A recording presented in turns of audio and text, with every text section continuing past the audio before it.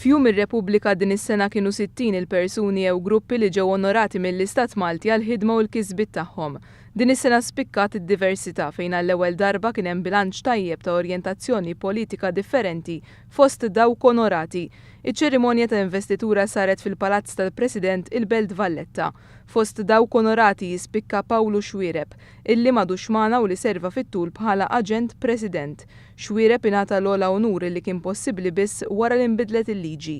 Dan għaliex minkejja servizz kbir li kien tal il-pajjiżna taħt il-liġi qabel ma ġiet emendata ma kienx jikkwalifika għal dan l-onur. Fost iċ-ċabċib ta' dawk preżenti ġew onorati wkoll Gaja Kawki u t-tim tagħha li għall-ewwel darba waslu biex pajjiżna jirbaħ il-Junior Eurovision Song Contest bil-kanzunetta The Start. Huma ingħataw il-midalja għal qadi tar-Repubblika. L-istess midalja ngħatat lill-Erwing tal-Forzi Armati ta' Malta u lil dawk kollha li ħadu sehem fil-ħidma ta' salvataġġ qrib Lampedusa f'Ottubru li għadda.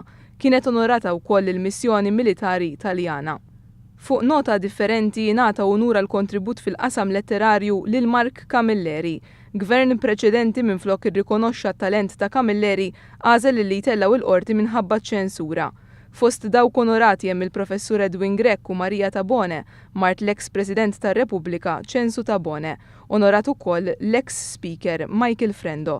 Ingħata wkoll rikonoxximent lil Joanne Cassara l-ħidma tagħha favur id-drittijiet ta' persuni transgender u lil Alain Duthiel, il-kap eżekuttiv tal-kumpanija ST Microelectronics li hija kumpanija importanti għall-ekonomija Maltija. Rikonoxxuta wkoll il-ħidma tal-ambjentalisti Lino Buġejja u Estrid Vella.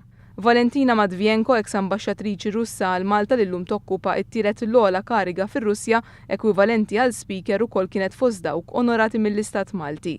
Fit-tmiem iċ-ċerimonja tal-investitura ta' Jum ir-Repubblika fejn Matvienko kienet onorata bl-Ordni Nazzjonali tal-Mertu, il-Prim Ministru Joseph Muscat kellu laqa' magħha fejn ġie diskuss kif tista' tiżdied il-kooperazzjoni bejn Malta u r-Russja u temi oħra ta' interess għaż-żewġ pajjiżi.